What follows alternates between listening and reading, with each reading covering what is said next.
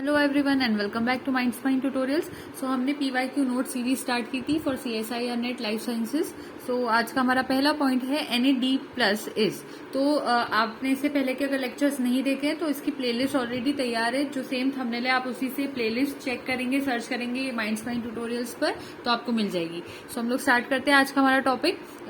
हमारा NAD plus जो रहता है वो एक तरह का फ्लेविन न्यूक्लियोटाइड नहीं होता है, ये आपको पता होना चाहिए। वहीं अगर FAD प्लस की बात करते हैं तो वो एक तरह का फ्लेविन न्यूक्लियोटाइड होता है। So NAD plus is the major electron acceptor, ये इलेक्ट्रॉन एक्सेप्टर है, ये लेता है, यूज्ड इन मेटाबॉलिज्म। तो ये आपको पता होना चाहिए, जितनी भी मेटाबॉलिज्म की रिएक्शंस होती है ना, तो उस सभी में NAD प्लस क्या करता है, इलेक्ट्रॉन एक्सेप्टर की तरह वर्क करता है। ये आपको पता होना चाहिए और आई थिंक क्लियरली आपको दिख रहा होगा स्क्रीन पर। सो आगे देखते हैं। Contains a nicotinamide ring that accept a hydride ion during reduction. इसके अंदर क्या होता है, NAD प्लस के अंदर एक निकोटिनामाइड की रिंग होती है जो कि एक्सेप्ट करती है, क्या एक्सेप्ट करती है, हाइड्राइड आयन को एक्सेप्ट करती है रिडक्शन के टाइम पर। ये एक तरह का डेरिवेटिव होता है, किस चीज का, एडिनोसिन का डेरिवेटिव होता है। ये सारे पॉइंट्स आपको पता होना चाहिए थे, हमने उसको इन डेप्थ थोड़े से देख लिए। नेक्स्ट पॉइंट देखते हैं, third point, allosteric enzymes. Allosteric enzymes जो होते हैं वो क्या करते हैं, ये क्लास ऑफ रेगुलेटरी एंजाइम्स है, यानी कि ये इनिबिट भी कर सकते हैं रिएक्शन को और आगे प्रमोशन भी उसका करवा सकते हैं, एक्टिवेशन भी करवा सकते हैं। तो एक तरह के क्लास ऑफ रेगुलेटरी एंजाइम्स होते हैं। Function through reversible non covalent binding of modulators. ये कैसे वर्क करते हैं, ये रिवर्सिबल करने का काम भी कर सकते हैं, non covalent binding of modulators का। मोस्टली ये ऑलिगोमेरिक होते हैं। देखिए मैं यहाँ पर पॉलीमेरिक या मोनोमेरिक टर्मिनोलॉजी नहीं यूज कर रही हूँ, मैं कह रही हूँ ये ऑलिगोमेरिक भी हो सकते हैं। Don't obey Michaelis Menten kinetics. Michaelis Menten वाले जितने प्रिंसिपल्स होते हैं उसको एलोस्टेरिक एंजाइम जो होते हैं वो फॉलो नहीं करते हैं। ये पॉइंट्स आपको अच्छे से पता होना चाहिए। आगे बढ़ते हैं।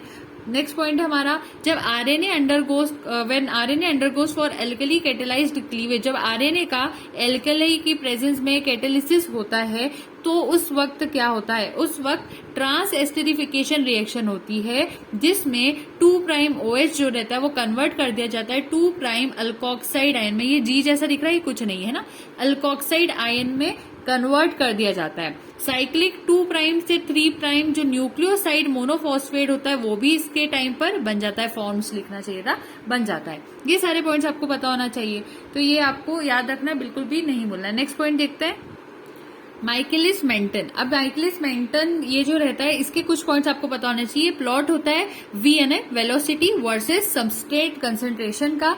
इसमें Km जो रहता है वो सबस्ट्रेट कंसंट्रेशन को रिप्रेजेंट करने के लिए शो किया जाता है, एट विच जहां पर वेलोसिटी जो हाफ Vmax होती है। जब जो वेलोसिटी मैक्सिमम है ना उसको अगर हम हाफ कर देंगे तो वो जो V रहेगा वही आपका Km कहलाता है, या फिर आप उसको सबस्ट्रेट कंसंट्रेशन कह सकते हो। तो Km सबस्ट्रेट कंसंट्रेशन है और सबस्ट्रेट कंसंट्रेशन क्या है, ये हाफ वेलोसिटी मैक्स है। Shape of curve is hyperbola. Michaelis Menten में आपको याद रखना है हाइपरबोला कर्व होता है, वो अलग ऑप्शन दे देंगे, सिग्मोइड कह देंगे ऑप्शन में, सारे तरह के ऑप्शन दे देंगे, तो आपको याद रखना हाइपरबोला होता है। एज सबस्ट्रेट कंसंट्रेशन इंक्रीजेस, जैसे जैसे Km बढ़ाया जाता है तो इनिशियल वेलोसिटी ऑफ रिएक्शन यानी कि जो V होता है, ठीक है, Km जो होता है अगर वो बढ़ाया जा रहा है, सबस्ट्रेट कंसंट्रेशन बढ़ा रहे हो तो वो कहाँ होता है, V is equal to half Vmax पर होता है, तो उस वक्त V भी इंक्रीज करता है। नेक्स्ट, फोटोकेमिकल रिएक्शन सेंटर्स की 5 स्टेप्स होती है, उसकी स्टेप्स लाइन वाइज आपको पता होना चाहिए कि सबसे पहले क्या होता है। देखो जब भी कोई रिएक्शन होती है तो सबसे पहले क्या होता है, लाइट फॉल करती है, तो लाइट एक्साइटेशन हो रहा है ऑफ एंटीना क्लोरोफिल मॉलिक्यूल। जैसे ही लाइट ने उसको एक्साइट करवाया उसके बाद दूसरी चीज होती है excitation energy transfer to neighbouring chlorophyll. एक के ऊपर गिरी तो उसके पास वाले नेबर के पास भी उसकी एनर्जी चली जाएगी, तो फिर ट्रांसफर हो गया नेबरिंग क्लोरोफिल के ऊपर। उसके बाद excitation of the chlorophyll a molecule at the reaction centre. अब क्लोरोफिल जो था उसके जो मॉलिक्यूल है वो भी एक्साइट हो जाएंगे रिएक्शन सेंटर के वहां पर। Passage of excited electron two electron transfer chain. अब एक्साइटेड इलेक्ट्रॉन्स तो आ गए तो उनका एक इलेक्ट्रॉन ट्रांसफर चेन में पैसेज बनता हुआ दिखाई देता है। फिर रिप्लेसमेंट होता है इलेक्ट्रॉन का in the reaction centre chlorophyll, वहां पर फिर उसका रिप्लेसमेंट हो जाता है। तो आपको स्टेप्स लाइन वाइज याद रखना पड़ेगी इसकी, और जब एग्जाम में फॉर एग्जाम्पल एक क्वेश्चन आ जाएगा तो आपको स्टेप्स पता होना चाहिए। सबसे पहले एक्साइटेशन कहाँ होता है, एंटीना क्लोरोफिल मॉलिक्यूल का होता है। उसके बाद एक्साइटेशन एनर्जी एक जगह से दूसरी जगह जाती है, कहाँ जाती है, नेबरिंग क्लोरोफिल में जाती है। उसके बाद एक्साइटेशन नेबरिंग क्लोरोफिल का हो गया, chlorophyll molecule at the reaction centre, तो फिर वहां पर उसके मॉलिक्यूल का होता है। पैसेज होता है एक्साइटेड इलेक्ट्रॉन को इलेक्ट्रॉन ट्रांसफर चेन में, और लास्ट में रिप्लेसमेंट ऑफ इलेक्ट्रॉन होता है in the reaction centre chlorophyll. Next देखते हैं difference between proton motive force across the inner mitochondrial membrane and across the thylakoid membrane of chloroplast is that the first is mainly due to voltage gradient। सबसे पहले आपको यही याद रखना है, सबसे पहले voltage gradient है, और second is largely due to pH gradient। अब ऑप्शन में कंफ्यूज करने के लिए पहले pH लिख देंगे, बाद में वोल्टेज लिख देंगे, लेकिन याद रखना पहले वोल्टेज फिर pH। क्या डिफरेंस देख रहे थे आप, प्रोटॉन मोटिव फोर्स का देख रहे थे, किसके बीच में, इनर माइटोकॉन्ड्रियल मेम्ब्रेन में और थाइलाकोइड मेम्ब्रेन के अंदर। तो जो इनर माइटोकॉन्ड्रियल मेम्ब्रेन होती है उसके अंदर वोल्टेज ग्रेडियंट का मेन रोल प्ले रहता है, प्रोटॉन मोटिव फोर्स मेन इसका ये वाला होता है, और बाद में पीएच का होता है। तो ये आपको यहाँ पर याद रखना था। अब आपको ये भी पता होना चाहिए जो इनर माइटोकॉन्ड्रियल मेम्ब्रेन होती है उसमें दो तरह के प्रोटीन्स होते हैं, TIM proteins and TOM proteins. TIM proteins जो रहते हैं वो वोल्टेज गेटेड चैनल की तरह एक्ट करते हैं, और अगर वो वोल्टेज गेटेड चैनल की तरह एक्ट कर रहे हैं इसका मतलब कहीं ना कहीं वो वोल्टेज वाला पॉइंट पहले आ गया, ऐसे भी आप याद रख सकते हो, ठीक है। अब जो फिजियोलॉजिकल रोल होता है बाइल सॉल्ट का वो क्या होता है, तो पहले बाइल जूस जो होता है वो लिवर में बनता है, वो आपको पता होना चाहिए। बाइल जूस के अंदर बाइल सॉल्ट होते हैं, ये भी आपको पता है, ठीक है। तो बाइल जूस पहले लिवर में प्रोड्यूस किया जाता है, और स्टोर कहाँ होता है, वो गॉल ब्लैडर में स्टोर होता है। अब फिजियोलॉजिकल रोल बाइल सॉल्ट क्या होता है कि एड करता है, हेल्प करता है डाइजेशन ऑफ लिपिड में। लिपिड का और बाइल का कॉम्बिनेशन हमेशा याद रखना। फिर उसके बाद फैसिलिटेट करता है एब्जॉर्प्शन में, पहले डाइजेशन करवा दिया फिर एब्जॉर्प्शन करवाएगा लिपिड का, ये याद रखना है। तो ये क्या करता है, बेसिकली जो बड़े लिपिड के मॉलिक्यूल्स होते हैं ना उसको छोटे लिपिड के मॉलिक्यूल्स में तोड़ देता है। तोड़ने के बाद उसका मतलब सरफेस एरिया बढ़ जाता है, सरफेस एरिया बढ़ता है तो एब्जॉर्प्शन ज्यादा अच्छे से हो पाता है, जिसको हम थोड़ा डिटेल में डाइजेशन चैप्टर में पढ़ चुके हैं वैसे, तो ये आपको पता होना चाहिए था। नेक्स्ट, ग्लाइकोजन स्टोरेज के लिए मेनली आपको याद रखना है, मेनली ग्लाइकोजन कहाँ स्टोर होती है, लिवर में होती है, उसके बाद थोड़ी बहुत मसल्स में भी होती है, लेकिन लिवर मेन जगह होती है।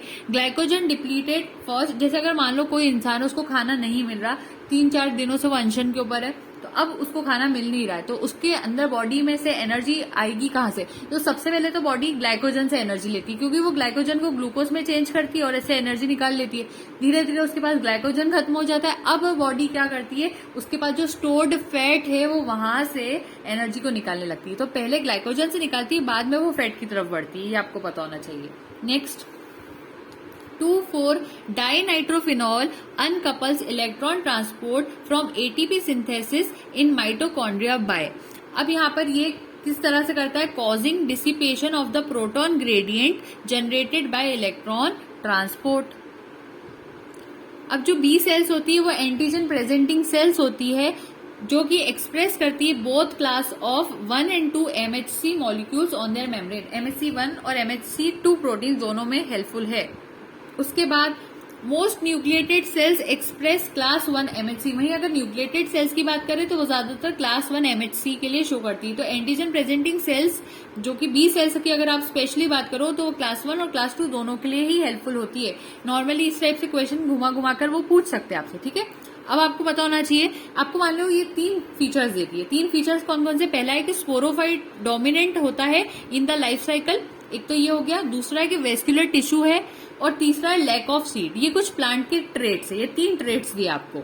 अब आपसे पूछा जा सकता है कि 3 ट्रेट्स किस में पाए जाते हैं, तो आपको पता होना चाहिए तीनों ट्रेट्स फर्न्स में या फिर आप कह सकते हो टेरिडोफाइट्स जो होते हैं उनमें पाए जाते हैं। अब थोड़ा सा बेसिक नॉलेज मैं आपको दे रही हूँ यहाँ पर। बेसिक नॉलेज क्या है कि स्पोरोफाइट जो होते हैं, स्पोरोफाइट ये होते हैं 2N। वहीं अगर कोई पूछ ले गैमेटोफाइट कैसी होती है स्टेज, तो वो होती है N, तो मैंने उसको यहाँ लिखा हुआ भी है, देखो सेप्रोफिटिक 2N है, गैमेटोफिटिक N है, ठीक है। अब आपको एक चीज और पता होना चाहिए, सीड प्रेजेंट किन के अंदर हो सकती है, तो सीड प्रेजेंट 2 तरह के लोगों में या 2 तरह के प्लांट्स में पाई जाती है। वो 2 प्लांट्स कौन से हैं, जिम्नोस्पर्म्स और एंजियोस्पर्म्स। जिम्नोस्पर्म्स जो होते हैं उनको हम कहते हैं, इनके देखो सीड दोनों में, जिम्नोस्पर्म में भी एंजियोस्पर्म में भी है, लेकिन जिम्नोस्पर्म की जो सीड होती है वो नेकेड सीड होती है, इसके आसपास कोई कवरिंग नहीं होती है।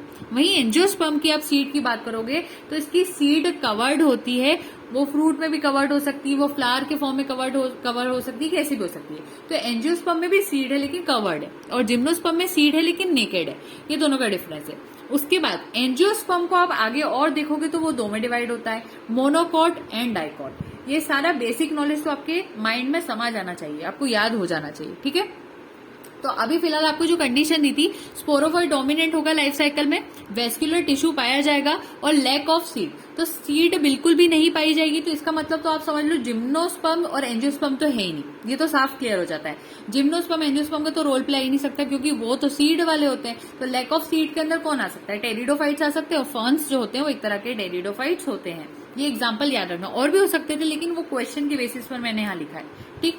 जिम्नोस्पर्म्स में जनरली जो एग्जाम्पल आते हैं वो आते हैं साइकस, पाइनस, जिंगो और नीटल्स। ब्रायोफाइट्स जो होते हैं वो होते हैं मॉसिस, लेकिन ब्रायोफाइट्स में आपको ये याद रखना है इनके जो वेस्कुलर टिश्यू होते हैं यहाँ एब्सेंट होते हैं, इनके अंदर वेस्कुलर टिश्यू नहीं होते, लेकिन यहाँ तो कहा था वेस्कुलर टिश्यू होता है, तो वेस्कुलर टिश्यू है इसका मतलब वो टेरिडोफाइट में फर्न्स के अंदर आ जाएगा, ये याद रखना। आगे बढ़ते हैं, ब्रायोफाइट्स को अच्छा एम्फीबियंस ऑफ प्लांट किंगडम कहते हैं, ये तो आपने पढ़ा ही होगा 11th क्लास में। आगे बढ़ते हैं, मोस्ट ऑर्गेनिजम्स कैन रेगुलेट, यहाँ रेगुलेट लिखा था, regulate membrane fluidity by changing the lipid composition if cells are transferred from a warm environment to a cold one, it can be expected that. अब देखो कुछ ऑर्गेनिजम्स ऐसे होते हैं जो कि अपनी मेम्ब्रेन की फ्लूइडिटी को, जैसे आपको पता है मेम्ब्रेन फ्लूइड होती है नेचर में, लेकिन वो अपनी फ्लूइडिटी को रेगुलेट कर लेते हैं कि अपना लिपिड का जो कंपोजिशन है उसको कम ज्यादा कर सकते हैं। तो ये कब होता है कि जब उन सेल्स को आप वार्म इन्वायरमेंट से, गर्म इन्वायरमेंट से कोल्ड इन्वायरमेंट की तरफ लेके जाते हो, तो वो करते क्या है cells, there will be an increase in the proportion of 16 carbon fatty acid. वो सबसे पहले तो अपने अंदर 16 कार्बन फैटी एसिड का जो प्रपोर्शन है वो बढ़ा लेते हैं compared to 18 carbon fatty acid. ये आपको याद होना चाहिए, समझ गए। तो पहले 16 बाद में 18। Next point, the longer the phospholipid tails, जितनी ज्यादा लंबी फॉस्फोलिपिड की टेल होगी, the more interactions between the tails are possible, उससे उतने ज्यादा पॉसिबल इंटरेक्शन उस टेल के बीच में होंगे, and the less fluid the membrane will be, उतनी ज्यादा लेस फ्लूइड मेम्ब्रेन हो जाएगी। नेक्स्ट, हेलिकोबैक्टर पाइलोरी, ये एक तरह का बैक्टीरिया होता है जो कि मतलब बैक्टीरिया कह सकते हो या ऑर्गेनिज्म कह सकते हो आप, जो भी आप कहो, तो ये सर्वाइव करता है acidic environment of the stomach because it, ये कैसे स्टमक में रह लेता है, स्टमक में तो HCl सीक्रेट होता है, ये कैसे वहां जिंदा रह सकता है। तो सब लोग समझेंगे कि पास इसके पास हो सकता है कोई कोटिंग होगी जो बहुत स्ट्रांग होगी, ऐसा नहीं है। इसके पास एक यूरियस एंजाइम प्रोड्यूस करने की क्षमता होती है। यूरियस एंजाइम क्या करती है, कैटेलाइज करती है hydrolysis of urea to yield ammonia, thus elevating the pH of its environment. Ammonia से जो पीएच है वो एनवायरमेंट का बढ़ जाएगा, तो वो अमोनिया क्या होता है, बेसिक होता है नेचर में, तो एसिडिक एनवायरमेंट है, तो ये बेसिक एनवायरमेंट बनाने लगता है हेलिकोबैक्टर पाइलोरी, और ऐसे वो अपने आप को प्रोटेक्ट कर लेता है जो स्टमक का HCl होता है उससे। ये आपको बताना था। आगे बढ़ते हैं, ये आपको समझ में आता है। आगे देखो, इफेक्ट ऑफ टेरेटोजेंस इज मैक्सिमम। अब टेरेटोजेंस का मैं कंसेप्ट हो सकता है जल्द से जल्द चैनल पर अपलोड कर दूंगी, तो आपको ये पता होना चाहिए जब फर्स्ट ट्राइमेस्टर होता है, जो प्रेग्नेंट वीमेन होती है उनके अंदर, उस टाइम पे टेरेटोजेंस सबसे ज्यादा इफेक्ट करते हैं, तो फर्स्ट ट्राइमेस्टर आंसर है। सेकंड, थर्ड, फोर्थ ऐसे वो ऑप्शन दे देंगे, आपको याद रखना फर्स्ट ट्राइमेस्टर में सबसे ज्यादा इफेक्ट होता है। जैसे मेडिसिन में अगर कोई प्रॉब्लमेटिक कोई ड्रग डला हुआ वो मदर ने ले लिया, तो उसके जो बेबी है वहां तक पहुंच जाएगा, बहुत ज्यादा हद तक पहुंच जाएगा, क्योंकि उस टाइम पे बहुत ज्यादा मतलब रिस्की रहता है फर्स्ट ट्राइमेस्टर। इस टाइप से आप याद कर सकते हो। एसटीडी ट्राइकोमोनियासिस जो रहती है कॉज्ड बाय प्रोटोजन, ये आपको पता होना चाहिए। गोनोरिया जो रहता है वो एक बैक्टीरिया निसेरिया गोनोरी के थ्रू कॉज किया जाता है, ये बैक्टीरिया से होता है, ये भी आपको पता होना चाहिए। उसके बाद देखो ट्राइकोमोनियासिस, जिसको ट्रिच भी कहते हैं, ये प्रोटोजोन पैरासाइट होता है, जिसको अभी हमने शुरू में देखा था, जो कि ट्राइकोमोनास वेजिनेलिस के थ्रू कॉज किया जाता है, ये कॉज करता है इसको। क्लेमाइडिया जो रहता है वो एक बैक्टीरिया के थ्रू कॉज किया जाता है, क्लेमाइडिया ट्राइकोमोलिसिस का नाम होता है। सिफिलिस बैक्टीरियम से होता है, बैक्टीरियम का नाम है ट्रिपोनोमा पैलिडम। तो ये सारे टर्मिनोलॉजीज याद कर लेना है आपको। अब आर्टरीज और वेन्स में क्या डिफरेंस होता है, तो वो ट्यूनिका मीडिया की वजह से उनमें डिफरेंस आता है, बहुत इंपॉर्टेंट है। अलग अलग ट्यूनिका, एक्सटर्ना, इंटरना सब ऑप्शन दे देंगे, मीडिया याद रखना है, मीडिया की वजह से आर्टरीज और वेन्स में डिफरेंस होता है। मैं डिटेल में कोशिश करूंगी आपको आर्टरीज वेन का डिफरेंस पढ़ाऊं चैनल पर, क्योंकि बहुत इंटरेस्टिंग होता है उसका कंसेप्ट और मैं चाहती हूँ आपको बताऊं, लेकिन थोड़ा सा मैं टाइम अभी नहीं दे पा रही थी चैनल पर। ठीक है, हम लोग कोशिश करेंगे आगे।